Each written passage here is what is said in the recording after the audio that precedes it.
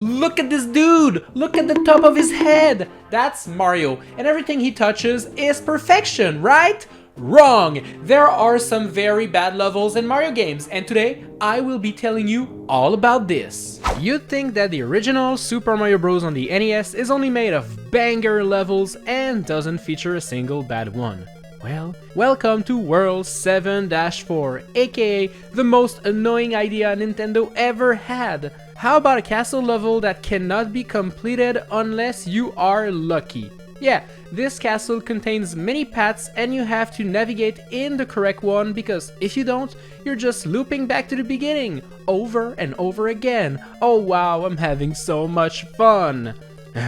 Having to memorize the right path isn't fun at all, it's just dumb and boring.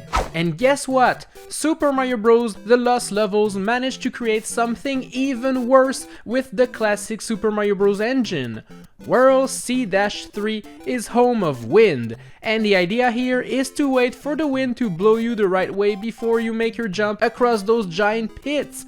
But in order to reach the other side, you'll have to bounce on those springs and you'll end up out of the screen, so you just don't see your character and you have to pray that you land safely.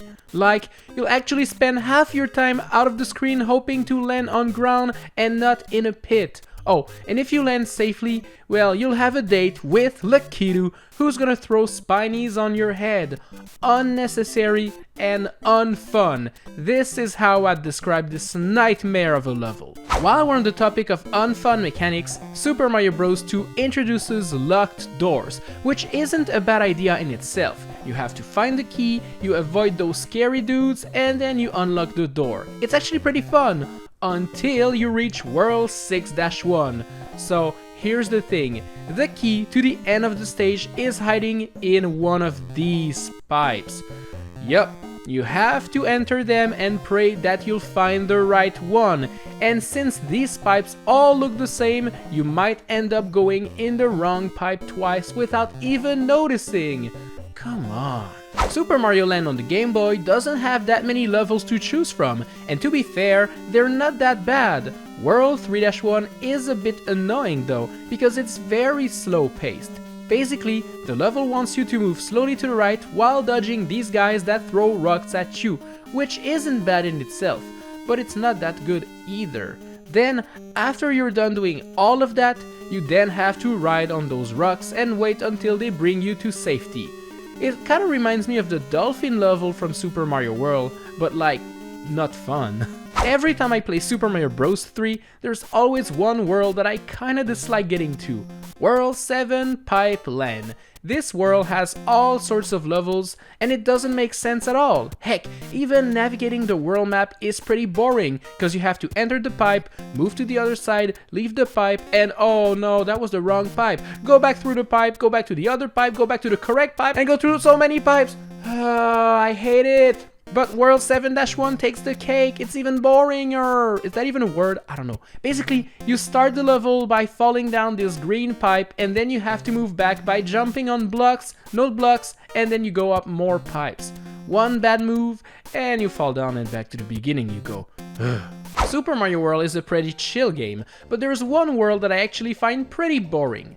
The Forest of Illusion features a bunch of levels, and to be fair, they're not that bad. But the thing is, since they wanted to go with the whole illusions concept, well, clearing most stages the right way is useless, as you'll just be stuck in an endless loop of playing the same stages over and over again. No, if you want to get out, you have to find the keys and the secret exits. And the one in the ghost house is just painfully well hidden. Like, how am I supposed to know where to go? You have to guess that there's a secret door that leads to nowhere, but then you move back left, and then there's another secret door. I don't like it. Not gonna lie, fighting a bad level in Super Mario Land 2 isn't easy, because this game is full of amazing worlds and levels. I mean, you go underwater, in space, you explore a spooky haunted castle, you visit a robotic version of Mario, like, wow. But there's this level, you know, this one over there that isn't part of any world, it's just waiting there in the world map. And if you go inside, well, you'll have to make your way through an auto-scrolling level that features absolutely no challenge whatsoever. It's just a bunch of Goombas and a bunch of blocks. That's all there is to this level. And when you beat it, Well, nothing happened. What's the point? Why? Why? Just why? Super Mario 64 doesn't feature a whole lot of bad levels, but there's one world that is just pretty boring to me.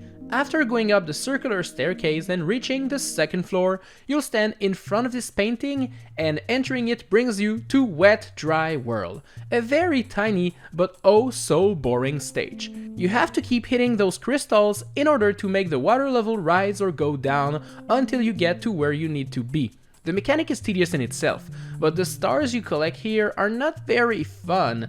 Like, finding the 5 secrets is pretty boring. Slowly going to the top is also not that fun. And don't get me started on those little robots that you have to use to get up. You're meant to take damage as you climb to the top. Come on, this is stupid. Super Mario Sunshine is full of beautiful scenery and interesting levels.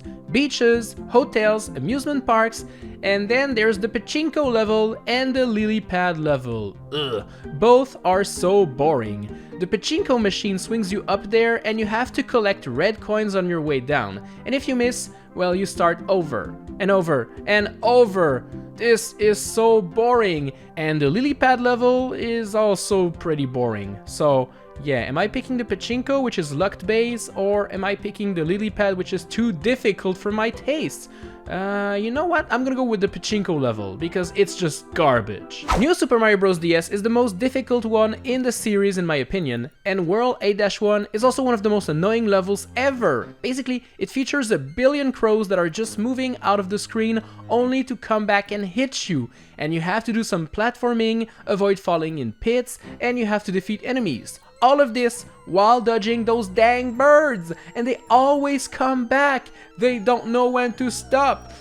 Leave me alone! Not all levels from Super Mario Galaxy are born equal, and let me tell you that Snow-Capped Galaxy is a pretty boring one. Basically, it's just one single planet shaped like a bullet bill, and the goal here is to catch a bunch of bunnies before time runs out.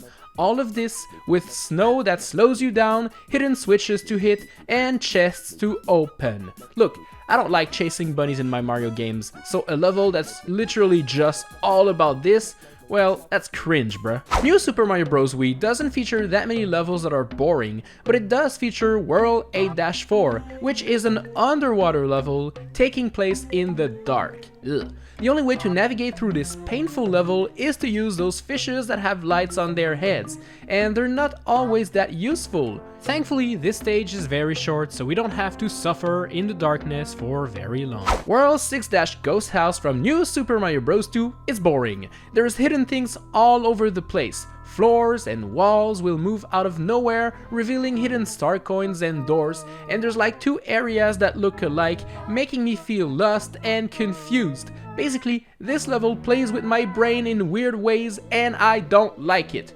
It's a maze, but it's not amazing.